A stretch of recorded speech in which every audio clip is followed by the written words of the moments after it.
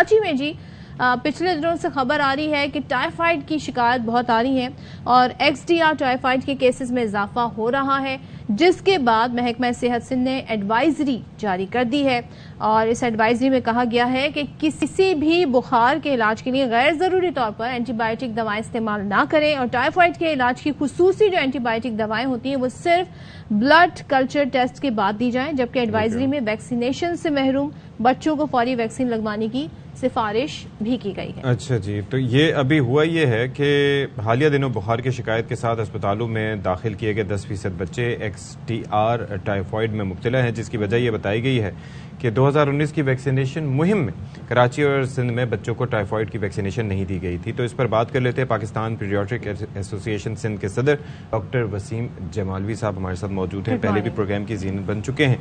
पहले तो ये ज़रा बताइएगा कि इसके अंदर एक चीज़ बड़ी इंपॉर्टेंट है, ये जो एंटीबायोटिक्स हमने रट के रखी हुई हैं, जिथ्रोमाइसिन और पता नहीं क्या क्या, फलाना हो जाए तो ये बस 2 दिन बुखार होना तो आपने ये शुरू कर देना। हमने किसी से मशवरा नहीं किया कि वायरल भी हो सकता है फीवर, कोई ऐसा किसी और वजह से हो सकता है, पैरासाइट की वजह से होता है, किसी भी वजह से हो सकता है, लेकिन हम खुद मेडिकेशन शुरू कर देते हैं। सबकी अलामत एक जैसी होती है तो हम समझते हैं ये वजह है। Thank you very much. बहुत इंपॉर्टेंट टॉपिक है और इस वक्त बड़ा इमर्जिंग टॉपिक है कि टाइफाइड बहुत तेजी से फैल रहा है। एंटीबायोटिक का जहाँ तक इस्तेमाल है, देखिए हमारे यहाँ ओवर द काउंटर भी एंटीबायोटिक लोग ले लेते हैं, मेडिकल स्टोर पे जाते हैं और ले लेते हैं self started over the counter. ये एक अलग इशू, बहुत बड़ा इशू जिस पे अलग हो सकता है। टाइफाइड इटसेल्फ जब पहले था तो बेसिक दवाइयाँ उसकी बड़ी कॉमन थी, जो फर्स्ट लाइन थेरेपी थी, आराम से उससे उसका इलाज हो जाता था। लेकिन फिर उस दवाइयों के मिस यूज ने उसका रेजिस्टेंस डेवलप हुआ, मुदाफियत बढ़ा दी। हाँ, जरासीम की कुव्वत मुदाफियत बढ़ी, हाँ, तो रेजिस्टेंस बढ़ा, तो सेकंड लाइन ड्रग्स आई। सेकंड लाइन ड्रग्स को फिर हमने उस बीमारी को MDR का नाम दिया कि जी ये मल्टी ड्रग रेजिस्टेंट है और इस मल्टी ड्रग रेजिस्टेंट में जो फर्स्ट लाइन थेरेपी उससे इसका इलाज नहीं हो सकेगा, सेकंड लाइन से आप करें। वो दरमियानी कॉस्ट की थी, लेकिन फिर उसका इस्तेमाल बेतहाशा होने लगा और वही वजह कि बस गए और जाके पूछा। अभी मैं जब मैं आ रहा था तो रास्ते में किसी से बात हो रही थी, वो कि जी एक एंटीबायोटिक का हम नाम लेते हैं, 2 दिन बुखार होता है तो हम जाके मेडिकल स्टोर से बोलते हैं, वो हमें दे देता है, हम वो शुरू कर देते हैं बाय सेल्फ मेडिकेशन। फिर उससे रेजिस्टेंस डेवलप हो गई। अब जो थर्ड लाइन आई है, जिसको कि अब हम XDR बोल रहे हैं, इसका ट्रीटमेंट बड़ा कॉस्टली है। इसमें हॉस्पिटलाइज अगर आप करके अगर ट्रीटमेंट देखें तो ये कोई लाखों की कहानी हो जाती है। अच्छा जी। 2019 में गवर्नमेंट ऑफ सिंध ने बहुत अच्छा काम किया था, इस पे वैक्सीन लाई थी और हमने वो वैक्सीन काफी लगाई थी, काफी लगी थी वो वैक्सीन। अभी ये जो हम देख रहे हैं, जो डेटा हमारे पास आ रहा है, वो ये है कि उन बच्चों को ये बीमारी ज्यादा हो रही है जिन्होंने उस वक्त किसी वजह से वैक्सीन बच्चों को नहीं लगाई गई। तो उनके अंदर इस चीज की कुव्वत मुदाफियत पैदा नहीं हुई और वो बच्चे अब टाइफाइड डेवलप कर रहे हैं। और उस वक्त भी उन्हीं बच्चों को ज्यादा टाइफाइड हो रहा था जिनको कि ये वैक्सीन नहीं लगाई थी। 2019 में आपने देखा होगा एक बहुत बड़ी कैंपेन चली थी टाइफाइड की और उसपे काफी प्रॉब्लम्स भी आई थी। क्यों नहीं फिर 19 के बाद से?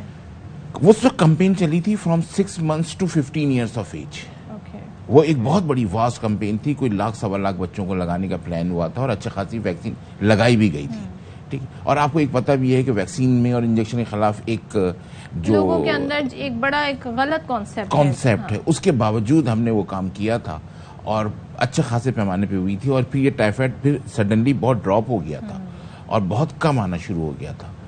वैक्सीन फिर गवर्नमेंट ने EPI शेड्यूल में डाल दी है ये। अच्छा, इस EPI के प्रोग्राम में नॉन रूटीन वैक्सीनेशन इम्यूनाइजेशन जो अगर आप करवाएं 9 months पे हर बच्चे को लग रही है ये वैक्सीन।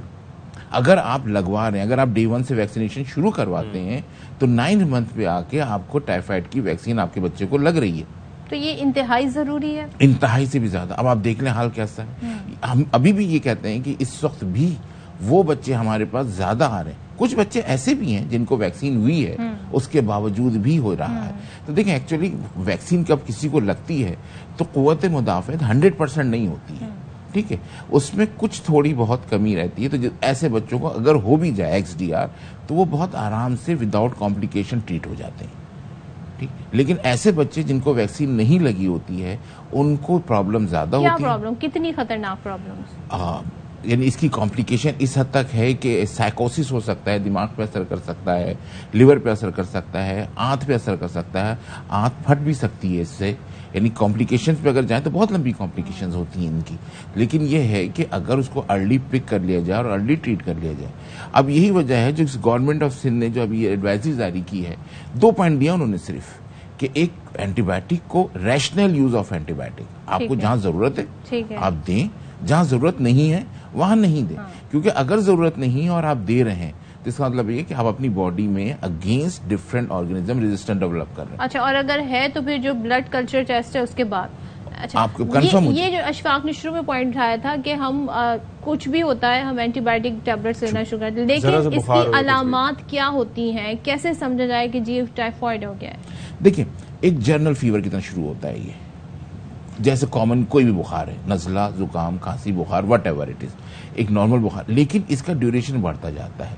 आम बुखार जो कि कॉमन वायरल फीवर है, जैसे आपने कहा, जैसे वायरल फीवर है, वो 2.5 से 3 दिन में खत्म हो जाएगा। सही है, ठीक है, उसके साथ कुछ अलामत होंगी, खत्म हो जाएगा। ओके फाइन, नहीं होता है, आप नेक्स्ट स्टेप पे 3 दिन के बाद फिर हमारी अलार्मिंग होता है कि अगर ये खत्म नहीं हुआ है तो we should follow an examine, कि अगर हम उसको देखते हैं कि नहीं हमें शक है तो we go for the investigation. और ये बच्चों में ही हो रहा है? नहीं, बड़ों में भी हो रहा है। बच्चों में खतरनाक इसलिए है कि बच्चों में एक तो वैक्सीन अवेलेबल है, आप लगा के आप अपने आप को सेव कर सकते हैं, और बच्चों में जो है इसके कॉम्प्लिकेशन ज्यादा होने के चांसेस होते हैं, इसलिए हम बच्चों पे ज्यादा जोर दे रहे हैं। अब वो जो एंटीबायोटिक जिसको कि रोका है, जो बाकायदा नाम लिया है एडवाइजरी ने कि जी एजिथ्रोमाइसिन आप इस्तेमाल ना करें, तो यस, उसका गलत इस्तेमाल जो है, अब वो उसकी गलत डोज दे दी जाए इवन टाइफाइड के दौरान भी, तो भी उसका इफेक्ट। बड़े भी इंजेक्शन लगवा सकते हैं वैसे? 15 साल तक तो 15 साल तक तो है ना। 15 साल तक, हाँ। और जो लगते हैं 15 साल के होंगे, जो 15 साल से ऊपर चले जाएं। नहीं, जो दिखने में ही 15 के लगते हो, किसकी बातें कर रहे हैं? General question.